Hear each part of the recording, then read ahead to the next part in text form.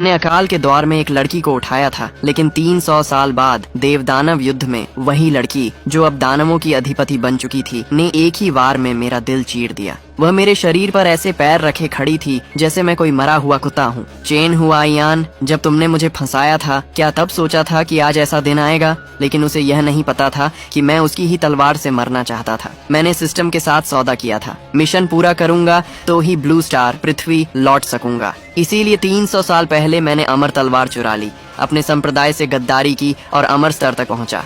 और वह उसे उसी संप्रदाय ने काल कोठरी में बंद कर दिया जहां वह जीते जी मर गई। वरना मेरी ताकत के साथ मैं अपनी ही सिखाई हुई ताई तलवार से कैसे नहीं बच पाता। मेरे सामने खड़ी थी इस दुनिया की इकलौती दानव अधिपति लुओ लिंगशुआंग, मेरी कभी की छोटी शिष्य। अपनी जाती हुई सांसों को महसूस करते हुए मैं बस कड़वी मुस्कान दे पाया। क्या ये सब करना सच में सही था? उसने कुछ नहीं कहा, बस घृणा तलवार को मेरे शरीर से खींच लिया। खून उसके चेहरे पर छिटक गया। उसने मुझे जमीन पर गिराया और ऊपर से घूरती रही। वो आंखें जो कभी झरने जैसी साफ थीं, अब 1000 साल की बर्फ जैसी ठंडी हो चुकी थी। लेकिन उस बर्फ के सबसे गहरे हिस्से में एक हल्की सी कंपकंपी छिपी थी। चेन हुआइयान, तुम्हें कुछ कहना है? मैंने मुंह खोला, पर उसमें सिर्फ खून था। सिस्टम का आदेश था, उसकी तलवार से मरना है और कुछ भी ऐसा नहीं कहना है जो उसके मन को डगमगाए, वरना मिशन असफल और मैं कभी पृथ्वी नहीं लौट पाऊंगा। इसलिए मैंने चुप रहना चुना। वह झुकी, उसकी पतली उंगलियों ने मेरी ठुड्डी पकड़ी और मेरा चेहरा अपनी तरफ घुमा दिया। चेन हुआइयान, आखिरी बार पूछ रही हूँ। उसकी आवाज कांप रही थी, भले ही चेहरे पर हत्या का इरादा था।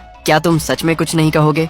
वह क्या सुनना चाहती थी मैं जानता था। वह चाहती थी कि मैं माफी मांगूं, मान लूं कि मेरा धोखा गलत था और यह कहूं कि वो सब साल, वो सब गर्माहट, सब असली थे, कि मैंने उसे मौत के गड्ढे से सिर्फ किसी मकसद से नहीं निकाला था। मैंने उसकी आंखों में देखा और होठों पर एक ऐसी मुस्कान लाई जो रोने से भी ज्यादा दर्दनाक थी। लंबी खामोशी। वह इंतजार करती रही। आखिरकार उसका चेहरा पूरी तरह ठंडा हो गया। ठीक है, अगर तुम नहीं बोलना चाहते तो कभी मत बोलना। मैंने तलवार की नोक पर अपना खून देखा। समय जैसे पीछे लौट गया। वह एक बर्फीला आपदा काल था। पहाड़ जमे हुए थे, नदियां सूख चुकी थीं, अनगिनत लोग और कमजोर साधक ठंड से मर गए थे। सड़कों पर हर जगह जमी हुई लाशें थीं। उस वक्त मैं इस दुनिया में आए सिर्फ 3 दिन हुए थे। सिस्टम के निर्देश पर मुझे एक टूटती हुई झोपड़ी मिली। दरवाजा खोलते ही मैंने उसे देखा। एक छोटी सी बच्ची, कोने में सिकुड़ी हुई, फटे कपड़े में लिपटी हुई। वह इतनी छोटी थी कि मैं उसे एक हाथ से उठा सकता था। उसके शरीर पर घाव थे, सांस इतनी हल्की कि महसूस भी मुश्किल। मैंने उसे उठाया। वह पत्ते की तरह हल्की थी। डर मत, मैं तुम्हें यहाँ से ले जाऊंगा। उसने कुछ नहीं कहा, लेकिन मेरी कपड़े को कसकर पकड़ लिया, जैसे डूबता हुआ इंसान आखिरी सहारा पकड़ता है। बाद में मुझे उसका अतीत पता चला। उसका नाम लुओ लिंगशुआंग था।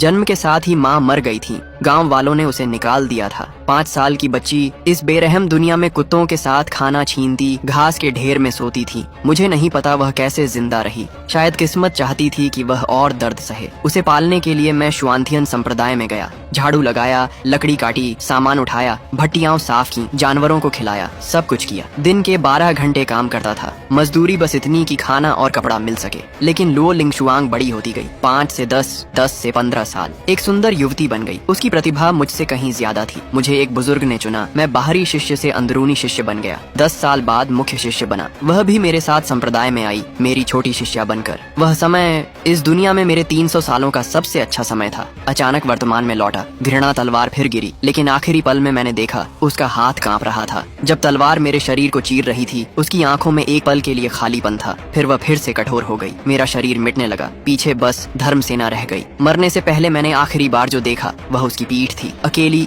बिल्कुल वैसी ही जैसे 300 साल पहले, जब वह ठंडी पहाड़ी पर मेरा इंतजार कर रही थी। माफ करना, ये 3 शब्द आखिर तक नहीं निकल पाए। समय फिर 300 साल पीछे गया, जब मैं संप्रदाय में तीसरे साल था। मेरी शक्ति स्वर्ण कोर के अंतिम चरण में थी और लुओ लिंगशुआंग मुझसे भी तेज बढ़ रही थी। संप्रदाय ने उसे खजाने की रक्षा का काम दिया। तभी सिस्टम ने नया मिशन दिया। मिशन शुआंथियन संप्रदाय की अमर तलवार चुराओ। निर्देश, अराजकता फैलाओ, मौका पाकर तलवार ले लो। इनाम, उच्चतम स्तर की शक्ति और दिव्य तकनीक। सज्जा, मना किया तो कभी पृथ्वी नहीं लौटोगे। मैं चौंक गया। क्या मजाक है? मैं गद्दार नहीं बनूंगा। सिस्टम, मना करने पर तुम हमेशा इसी दुनिया में फंसे रहोगे। और फिर तुम्हारी पृथ्वी पर संरक्षक जियांग यीशुआन तुम्हारे गायब होने के कारण मानसिक रूप से टूट चुकी हैं। इस समय हर जगह गुमशुदगी के पोस्टर लगाए जा रहे थे। उसने मेरे दिमाग में एक दृश्य दिखाया। मेरी छोटी मौसी सड़क पर खड़ी थी। उसका चेहरा थका हुआ, आंसुओं से भरा हुआ। उसके हाथ में मेरे फोटो वाले गुमशुदगी के पोस्टरों का एक ढेर था। वह बर्फ और तेज हवा में एक एक पोस्टर चिपका रही थी। उसके हाथ ठंड से लाल हो चुके थे और वह चिपकाते हुए रो रही थी। उस पल मैं पूरी तरह टूट गया। मेरी मौसी ही मेरी एकमात्र रिश्तेदार थी। वो मुझसे सिर्फ 10 साल बड़ी थी, लेकिन जब मेरे माता पिता की कार दुर्घटना में मौत हो गई तब उसी ने मुझे पाला था। उसने शादी नहीं की, उसके अपने कोई बच्चे नहीं थे। उसने अपनी पूरी जिंदगी, पूरी मेहनत सिर्फ मुझ पर लगा दी। वह दो नौकरी करती थी मुझे पढ़ाने के लिए, मेरे लिए खाना बनाती, कपड़े धोती, और जब मैं बीमार पड़ता तो रात रात भर मेरे पास बैठी रहती। वह मेरी माँ नहीं थी, लेकिन उसने माँ से भी ज्यादा किया, और मैं इस अजीब दुनिया में आकर दशकों तक गायब रहा। भले ही पृथ्वी, ब्लू स्टार और इस दुनिया का समय अलग चलता था, लेकिन सिस्टम के अनुसार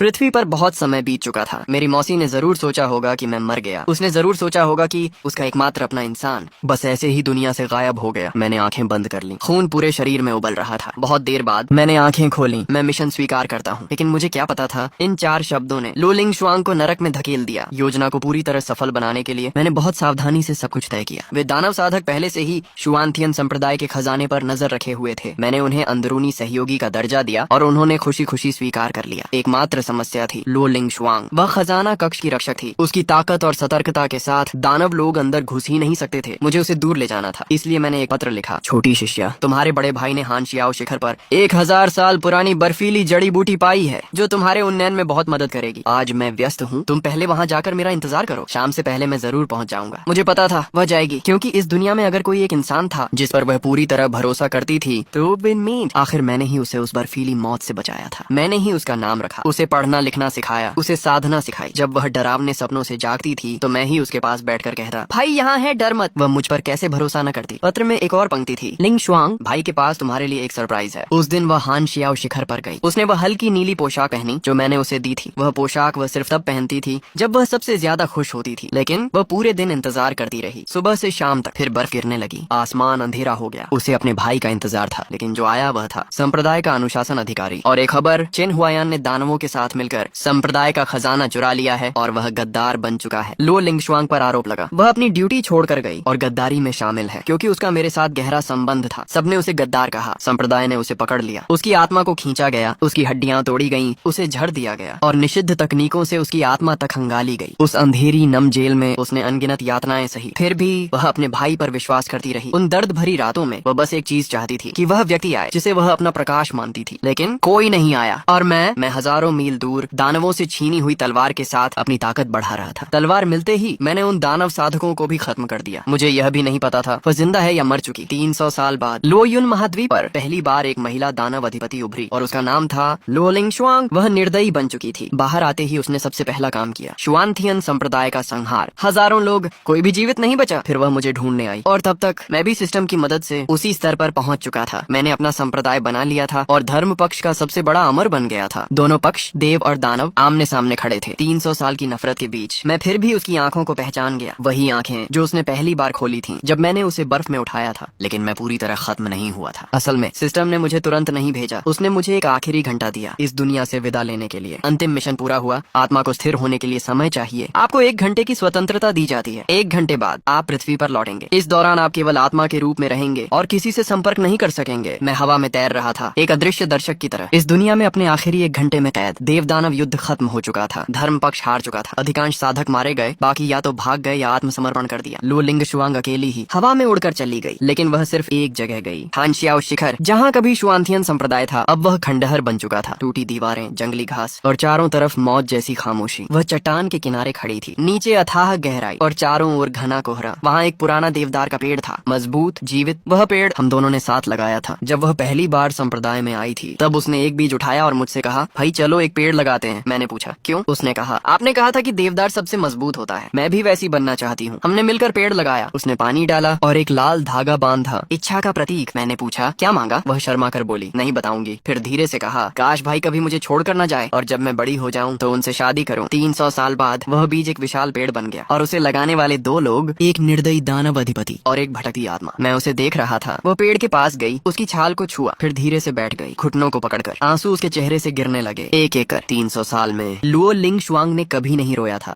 अगर आपको ये वीडियो पसंद आई हो तो चैनल को सब्सक्राइब करो, वीडियो को लाइक करो और कमेंट करके अपना फीडबैक जरूर बताओ।